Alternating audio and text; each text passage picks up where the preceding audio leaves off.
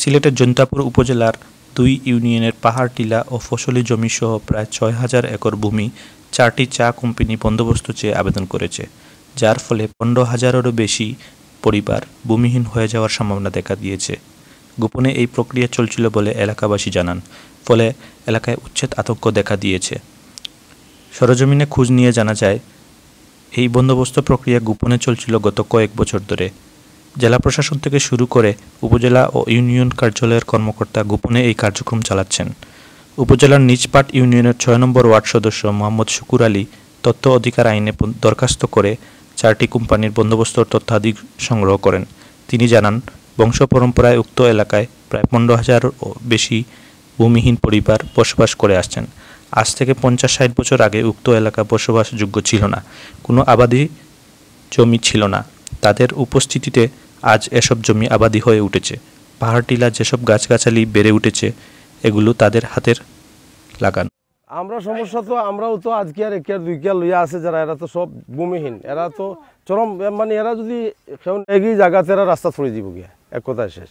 এরা শহরমুখী গিয়া কেউ বস্তি বাড়ি এই সেই মানে এক কথায় শেষ, এরা আর কিচ্ছু নাই আর কি। এরা তো জায়গার উপরে থাকে, পাথর কাম করে, জীবিকা যে যার যেটা পায় করে, এরা কোনো জায়গা সম্পত্তি নেই, কিছুই নেই। আর যদি আমরা বাড়ি করে উঠেই রাখে আমরা এগুলো যদি গ্রাস করতে চাইতে আমরা লাশের উপরে দিয়েছি, বেচার কোনো রাস্তা নেই। গত ১২ সেপ্টেম্বর প্রথম আলো প্রকাশিত তথ্যের ভিত্তিতে জানা যায়, জৈন্তাপুর উপজেলার নিজপাট ও চারিকাটি ইউনিয়নের বিভিন্ন দাগে মোট ৬,২৯৬ একর ৪৩ শতক জমি, তার মধ্যে বাউরবাগ দক্ষিণ, নৈকেল পূর্ব, গৌরীশ্বর, লালা গ্রাউন্ড, কালিঞ্জিবাড়ি, হর্নি, গুয়াবাড়ি, তৈমুরপুঞ্জি, বাইরাখেল, জালিয়ারখাল ও লালা গ্রাউন্ড মৌজায় খাস খতিয়ানে থাকা জমিগুলো চিহ্নিত করা হয়েছে। এতে ৩২টি টিলা, ৭টি পাহাড়, সুপারি বাগান, কাঁঠাল বাগান রয়েছে। সমতলের কাটাগাং, বড়গাং, সারি নামে ৩টি নদীর অববাহিকায় বিপুল পরিমাণে ফসলি জমি রয়েছে। এলাকাবাসী জানান, সরকার যদি চা কোম্পানিকে টাকার বিনিময়ে জমি বিক্রি করতে চায়, তাহলে এলাকাবাসীর কাছে তা বিক্রি করা হোক, কারণ উক্ত জমিগুলো তারাই আবাদযোগ্য করে তুলেছেন। তারা বলেন, উক্ত জমির খাজনা দিয়ে আসছেন অনেক দিন ধরে, প্রয়োজনে আরও বেশি খাজনা দিতে প্রস্তুত। তারা সম্মিলিতভাবে আন্দোলন করে বন্দোবস্ত প্রক্রিয়া ঠেকানোর প্রস্তুতি নিতে ১১ মহল্লা ভিত্তিক ২ জন করে প্রতিনিধি গঠন করেছেন। যে কোনো মূল্যেও এই বন্দোবস্ত ঠেকানোর জন্য জীবন দিতেও প্রস্তুত তারা। আমার এই এলাকার মানুষের সীমান্ত রক্ষা করতে চায়, কোনো কোনো সময় আইল লিয়া, ফিলা লইয়া, ঠেলাঠেলি হয়, পাবলিকে গিয়ে এগুলা রক্ষা করে, বিডিআরে একলা পারে না।